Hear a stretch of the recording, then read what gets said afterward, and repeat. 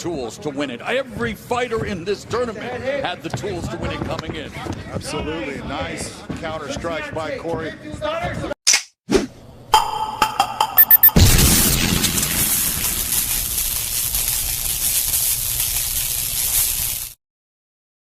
Tools to win it. Every fighter in this tournament had the tools to win it coming in. Absolutely. Nice counter strike by Corey. Döwletjan going after that big right hand again. He needs to set that thing up.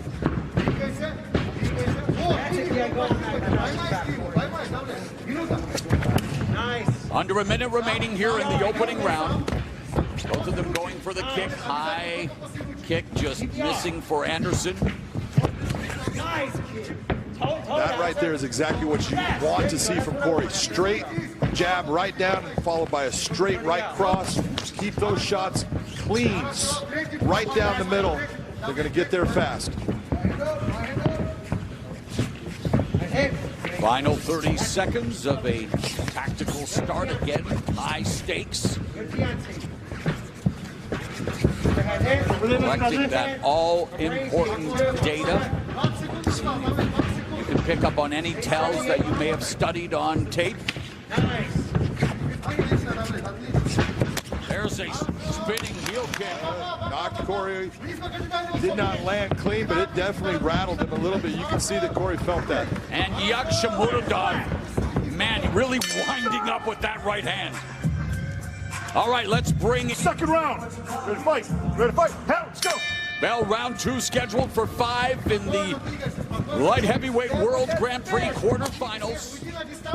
And yagşymyradow kicks off the second round with a kick to the lead leg of Anderson.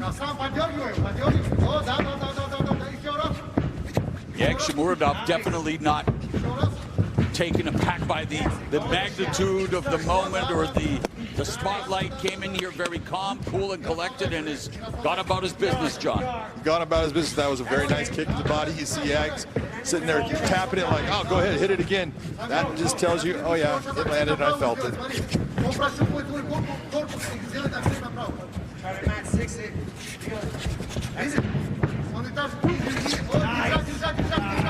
Anderson looking to secure the takedown. The unofficial scorecard belongs to Big John McCarthy. Gave the opening round to Anderson, who's looking for the takedown. Well defended by yagşymyradow. Very well defended. The reason for that 10-9 to Anderson is he landed the bigger shots during the round. Even though yagşymyradow had probably the biggest shot with that kick, it was the volume that Anderson was able to put on it.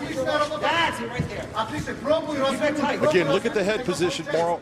That is so important in this position against the cage. When you are using that head as a third arm and making your opponent have to move their head side to side, it weakens their ability to fight against you. And I got to say, Anderson, when it comes to studying tape, man, this guy knows how to break it down. He says he studies his opponent's footage to the point where he knows what they're going to do, because they always give certain tells. We talked about that in the opening round, but just talking to him about fighting, he has a high fight IQ. Very high fight IQ. He's super smart about everything that's going on in the cage. He knows exactly where he wants to go with the fight. And he just has to go out and execute. And our bantamweight champion, Juan Archuleta, he's enjoying the proceedings here tonight at Bellator 257. He is getting ready to defend his title against Sergio Pettis. That's coming up in the month of May, as Bellator MMA maintaining an incredible pace here, and the pace beginning to pick up here between Anderson and yagşymyradow. Very nice movement, good head movement by Corey. Nice feints. Stiff jab by Anderson. yagşymyradow, when he's planting his feet, you notice he's staying kind of still. There's no head movement. That's giving Corey the ability to kind of tee off on it. Lead right hand by Anderson.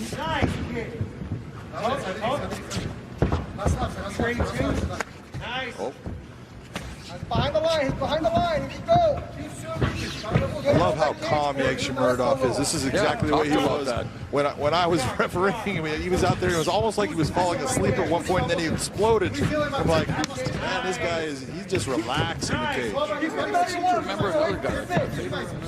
It always looked like he was just getting out of bed, and then boom. Him and Gegard. Yep, getting down to business. Oh, what a right hand by Yagşymyradow.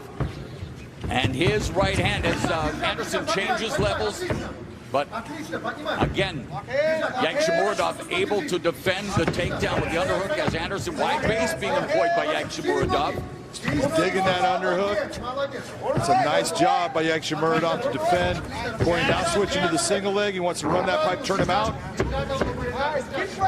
This is where these guys coming from places like Turkmenistan, Russia, they're so good in the wrestling game. They're very difficult to take down. Nice job by Corey Anderson to get the fight there. Anderson telling us he's always prepared to take his opponent down because that's what he's good at, and it's been a struggle, but he did secure the takedown against Yagşymyradow. Final minute of the second in full mount.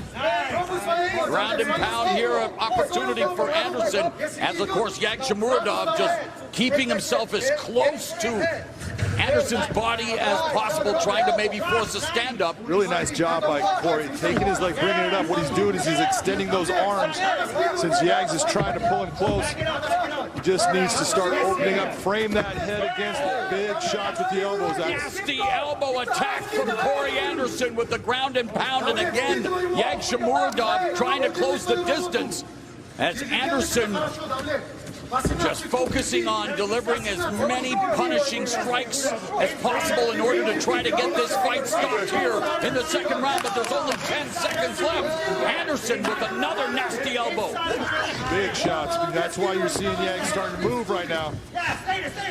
And Yagşymyradow surviving that storm of strikes. Third round. Ready to fight. Ready to fight. Let's go. Bell goes to begin round 3 again. Corey Anderson with the red tape around his Grand Prix gloves, while Yagşymyradow making his first appearance in a Bellator MMA cage with the blue tape around his gloves, and Anderson bringing the fight to Yagşymyradow here in round 3. Corey really starting to open it up. Go back to those keys to victory when I said he needs to use the full arsenal of MMA tools that he has. That's what he's doing right now in the cage. Anderson changes levels again, looking for the takedown. And again, Yagşymyradow, well, trying to make it difficult for him. Not as difficult that time around, John. Beautiful job of sliding that leg out, hooking his leg behind it, and just pulling him down.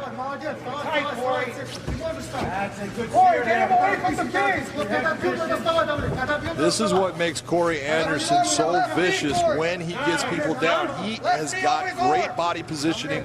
He's able to trap the arm like he is right now. Get your hand in front of him. Left hand in front of his face. And as we've seen in his victory over Manhoef and what he did in that last round, his elbows are vicious. Yes, able to stop Melvin Manhoef, the veteran striker with elbows and punches at Bellator 251. That stoppage came in the second round. Here he's trying to do the same thing to Yagşymyradow in the third round. He's controlling that right arm of Yagşymyradow with that lace. He'd like to pull it back a little bit if he could, or drive Yags forward. Exactly what he just did. Now he's getting back to the mount position. Inside 90s. Come on, let's finish this. Keep that staple for you. A lot of time on the clock. Mount, ground and pound. Yagşymyradow trying to stave off this attack, now forced to give up his back. Anderson is riding Yagşymyradow, dropping those nasty elbows. Corey just needs to be very smart, target his area, and hit it with power. Anderson seeking his 7th knockout win, looking to deliver that patented ground and pound. Yagşymyradow being warned by the referee, and the fight has been stopped. Corey Anderson advances to the semifinals against Ryan Bader.